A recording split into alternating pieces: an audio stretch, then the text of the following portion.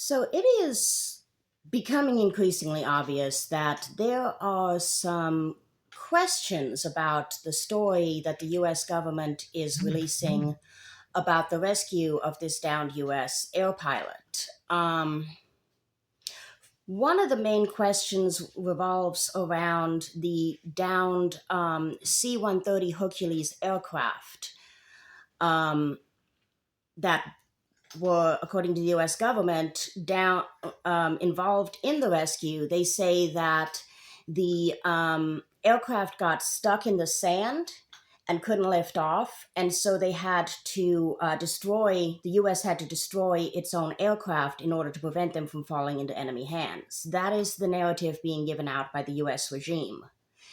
The narrative being given out by the Iranian regime is that they destroyed those aircraft in a firefight along with several others. Now, these are both regimes that are known to lie a lot. So let's look at some of the evidence. Right here, you see a photograph of the downed aircraft that this person posted. I've seen this photograph in other contexts. I believe it is one of the ones released by the Iranian government, but it matches other footage we have. But anyway, they say clear marks of bullet or air bursts on the C-130 Hercules aircraft airframe that crashed south of Isfahan.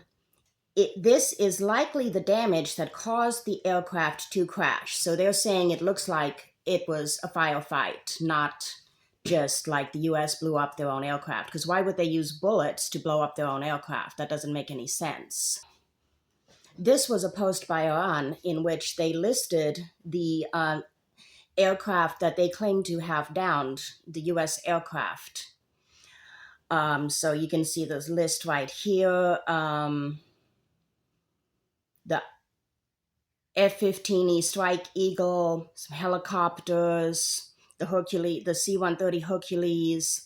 It's about 8 different craft that they claim that they have downed. Another part of this narrative that a lot of people are questioning is where the pilot's last known location was versus where he was picked up. Because the US says that he was seriously wounded and that he's in hospital right now recuperating. But the place that they say they recovered him from is over 100 miles from where his last known location was. So they're saying that a seriously wounded man walked over 100 miles in incredibly rugged and dangerous terrain in a day.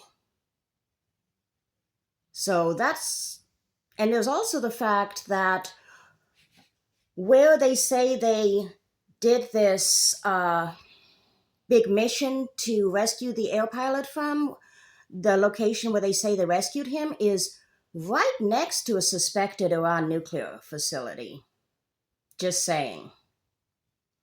And I think that this poster summed it up best when they said, so to sum it up, anti-aircraft equipment that supposedly didn't exist shot down an F-15 and apparently an A-10 Warthog the same day. A seriously wounded man climbed a 2.1-kilometer mountain.